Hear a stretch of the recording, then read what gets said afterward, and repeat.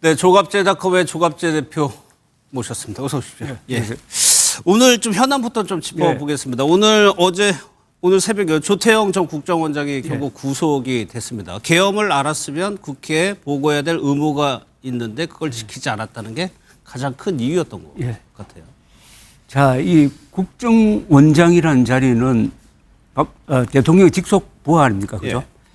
그런데 윤석열 당시 대통령의 비상계엄의 성격은 친위 쿠데타였다고요. 친위 쿠데타를 할 때는 제일 긴밀하게 의논해야 될 사람이 국정원장입니다. 그러니까 모든 정보를 장악하고 있으니까. 그렇죠. 또 국제적인 협력도 해야 될. 그 사람하고는 거의 형식적인 논의만 한 거 아닙니까? 그죠? 그 직전에 알려준 것 아닙니까? 그러면은 중요한 가담자는 아닌 거예요.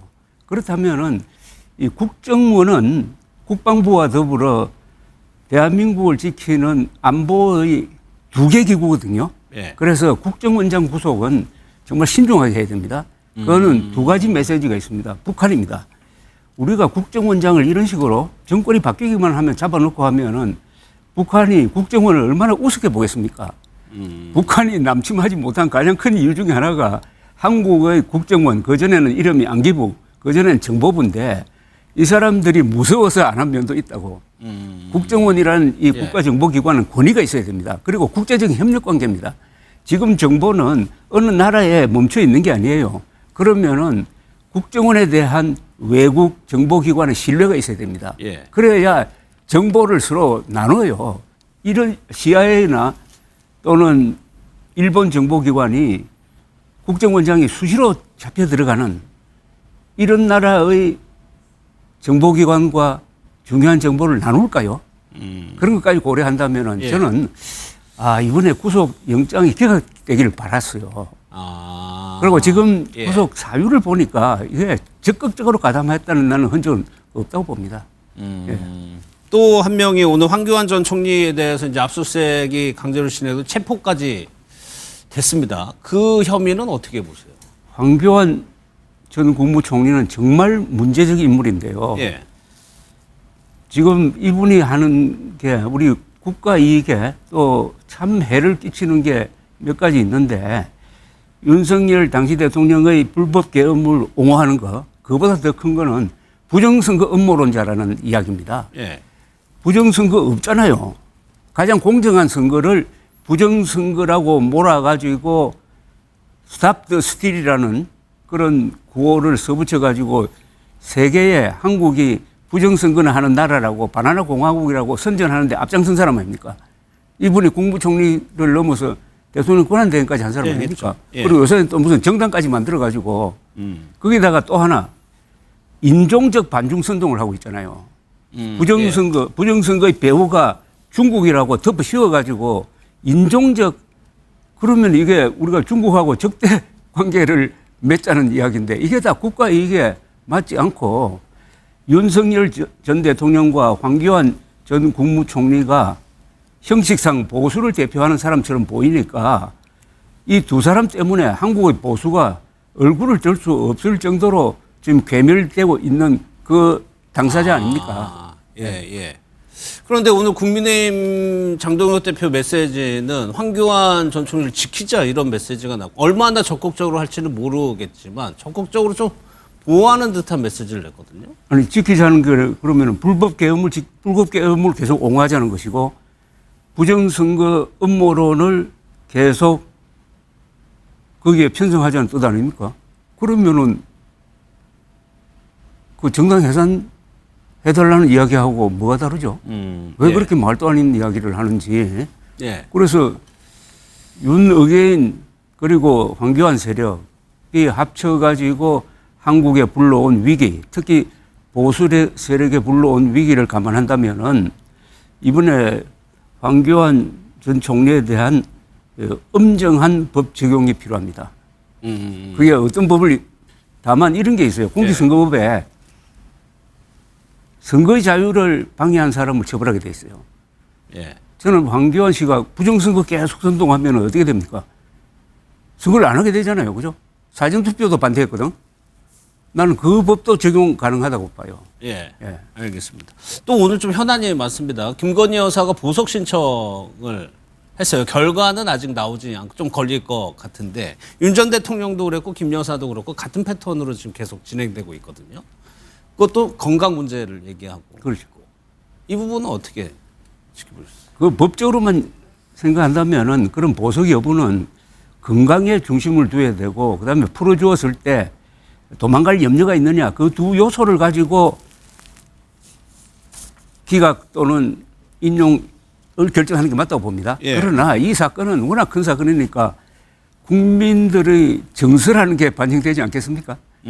그런 점에서 지금 재판 시작한 이후에 윤석열 전 대통령이 법정에서 나와서 하는 이야기라든지 김건희 씨가 그동안에 거짓말했다가 다시 또 뒤집는 이런 상황을 통해서 우리 국민들을 어떻게 보면은 갖고 놓은 거 아닙니까? 그죠? 예. 그 목걸이 뭐 이런 명품백 같은 거를 계속 안 받았다고 하다가 마지막에 가서 딱 바꾸는 걸 보면은 그동안에 우리 국민들이 6개월 동안 농락당한 느낌 드니까 이번 이 보석 심리에 상당히 불리하게 작용할 거라고 봅니다. 또 하나 관련한 뉴스가 이제 김건희 여사에게 김기현 의원의 배우자가 한 100만 원 상당의 선물을 줬다는 거예요. 그런데 그거 준 것도 자체도 문제가 될 수 있지만 이후에 나온 해명들도 사회적 예의 차원이었다 아니면 100만 원 정도는 뇌물이 안 된다 식의 해명이 오히려 더 논란이 되는 형국. 이번에 대장동 사건 이 항소 포기가 없었으면은 그 말이 아주 크게 요 이슈가요. 크게 이슈가 됐을 텐데 우선 이 사안을 통해서 지금 우리가 따져봐야 될 것은 100만 원짜리 백이 그게 뭐 법을 위반하느냐 그보다는 왜 그걸 주었느냐는 거 아닙니까? 그건 뭐 이제 다 알려진 사실이지만은 2023년 그 봄에 국민의힘 대표를 뽑을 때 윤석열 대통령도 앞장서고 예. 김건희 씨도 안 보이는 데서 앞장서 가지고 김기현 대표를 만드는데 열심히 뛰었다는 걸 아닙니까? 그죠? 거기에 대한 일종의 답례 차원 아닙니까?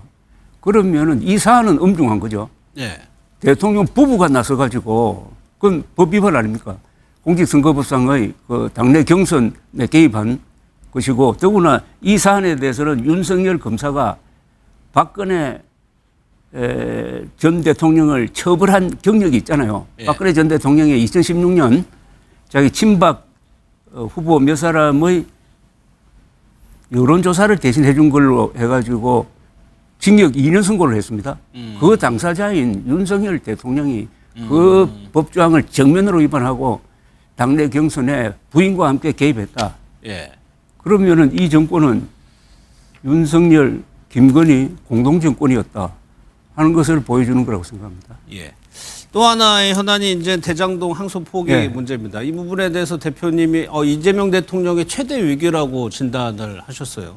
어떤 점 때문에 그렇게? 참 우리나라 말에 속담에 잘 나갈 때 조심해야 된다는 말이 있는데 예.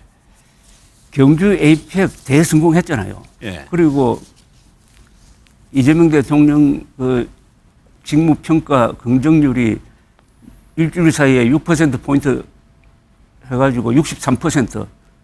이럴 때 이런 실수가 나온 거예요. 그러니까 지금 경주 에이펙 정상회의를 통해서 우리가 AI 선도국으로 가야 한다는 거대한 비전이 나왔고 거기에 맞춰서 국민들도 박수를 보내면서 후속 조치가 나오지 않을까 하고 하는데 이게 터지는 바람에 에이펙 정상회담이 그냥 뭐 몇 년 전의 일처럼 그렇게 돼버렸습니다. 그게 안타깝다는 이야기입니다. 아, 예. 타이밍으로서는 최악이죠. 예. 그리고 이거는 국민적 공분 또는 성난 민심을 불러들일 만한 사건이에요. 제가 피부로 느끼기에는 2019년 조국 사태와 비슷한 그런 민심의 어떤 격분이 느껴집니다. 아, 그래요? 예. 근데 이거 잘못 대응을 하면은 여기에 예. 근데 기름을 부어버린다든지 하면은 이게 폭발할 수도 있다고 생각해요. 그러면 현재 상황에서는 그렇게 더 뭐 여기서 검찰 내부에서 마무리가 되는 수순이 되는 걸까요? 저는 정성호 법무부 장관과 검찰총장 대행은 물러나고 예. 그다음에 우선 이런 문제에 대해서는 진상이 뭔지를 알아야 돼요. 그래서 네. 정치권에서 뭐 해야 할 수 있는 게 국정조사를 한다든지 특검을 하는 거예요. 저는 특검을 국민의힘이 그리고 민주당이 합의해서 하는 게 좋다고 생각합니다. 국민의힘도 받겠다는 것 아닙니까? 그죠? 다만 어떤 부분을 특검을 하느냐를 가지고 지금 서로 의견이 안 맞지만은 일단 예. 국정조사 특검하고 그건 시간이 걸리니까 우선 토론을 해야 됩니다. 그런데 한동훈 전 국민의힘 대표가 아주 좋은 제안을 했어요. 토론하자고. 예. 전 법무장관 세 사람, 정승호, 추미애, 조국 전 법무장관과 토론하면서 김어준 방송에 나가도 좋고 1대1도 좋고 1대3도 좋다. 토론하자. 저는 그걸 받아야 된다고 생각합니다. 그렇게 해야 토론하면요. 지금 언론에서 보도하는 것과 다른 정보가 그 토론 과정에서 나옵니다. 그러면은 이 정부 쪽에 유리해질 수도 있어요. 그래서 이 토론을 생중계를 하고 예. 해가지고 국민들이 알도록 하는 게 좋습니다. 그게 또한 상당한 이 격분한 국민들의 마음을 해소해주는 그런 역할도 합니다. 예. 앞서 정성원 장관 사퇴해야 된다고 예, 사퇴. 하셨죠. 이것이 국민적인 그 부정적 여론이 많기 때문에. 아니 그보다도 지금 한 행동이 사실상 저 항소 취소를 지시한 거 아닙니까? 뭐 말을 자꾸 뭐 신중하게 했다 뭐 이렇게 하지만은 그 행위 자체가 위법이잖아요. 예. 그런 지시를 하려면 정식으로 수사지휘권을 발동해가지고 문서로 하든지 안 했잖아요. 그것만 봐도 근데 그것보다는 본질적으로는 우리 국민들은 알고 싶은 거예요. 진실을 경위가 알고 어떻게 싶은 거라. 됐는지. 알도록 하고 예. 이재명 대통령 잘하는 거 있잖아요. 타운 미팅이에요. 타운 미팅. 타운 미팅 해가지고 막 질문 받고 거기서 본인이 이야기하고 해가지고 공론의 장으로 예. 정말 민주주의 국가답게 토론을 통해서 이 문제를 해결하는 방법이 있어요. 예. 그러면 지금 검사들이 그렇게 집단적으로 반발하고 하는 거에 대해서는 어떻게 생각하세요? 제일 중요한 것은 집단적으로 반발하는 논리적 근거, 법리적 근거가 있느냐 없느냐죠. 저는 있다고 봅니다. 그러니까 불법적 지시다. 예. 여기에 대해서 반발한다, 반대한다 이런 거 아니겠어요? 뭐 반발한다는 게 뭐 집단 행동하는 거 아니잖아요. 연판장 돌리고 뭐 글 쓰고 하는 거 아닙니까? 이게 무슨 뭐 처벌 대상이 되겠어요? 그건 나 정당한 언론의 자유에 속한다고 봅니다. 예. 이걸 가지고 뭐 또 법을 만들어 가지고 뭘 한다는데 아니 그럴 것 같으면 앞으로 지금 민주당식 사고방식은 문제가 생길 때마다 법을 만들려고 그러는데 이러다가는 5천만 개의 법을 만들어야 되는 것 아닙니까? 예. 그러니까 민주당의 기본적인 법치의 생각은 이 rule of law가 아니에요. rule of law는 있는 법을 공평하게 적용하는 거고 rule by law가 있어요. 법을 새로 하나 만들어 가지고 자기 멋대로 하는 걸 rule by law라 그래요. 법에 의한 지배를 지금 하려고 해요. 예. 하나 한 번 더 여쭤볼게요. 또 하나가 이제 내란에 가담한 공직자를 이제 가려낼 TF를 구성한다고 했습니다. 이것이 원래 의도된 대로 잘 될 것 같으세요? 잘 안 됩니다. 부작용이 크고요. 예. 이것은 공무원들 민심 다 잃어버리고 공무원들로 하여금 복지부동하게 만드는 겁니다. 아, 오히려요? 그렇죠. 그리고 하려면은 저는 우선은 지금 단계에서는 그동안 비상계엄에 동조하지 않고 자신의 공무원으로서의 자리를 원칙을 지킨 공무원들 있잖아요. 예, 예. 군 지휘관 중에 그런 사람 있잖아요. 예. 그래서 이게 피를 흘리지 않게 그런 사람들을 모아가지고 난 표창하는 게 문제라고 봅니다. 처벌하는 건 나중이고. 예. 예.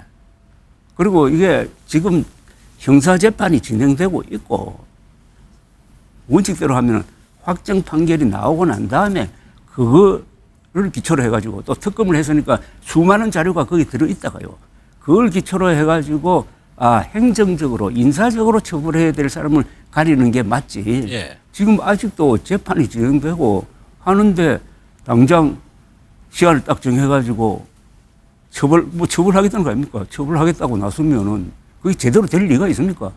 그러면은 이 기회에 또 누구를 끌어내리고 싶은 사람을 막 투서나 하고 막 엉터리 제보도 할 것 아닙니까? 알겠습니다. 대표 오늘 여기까지 하겠습니다. 고맙습니다. 예. 예.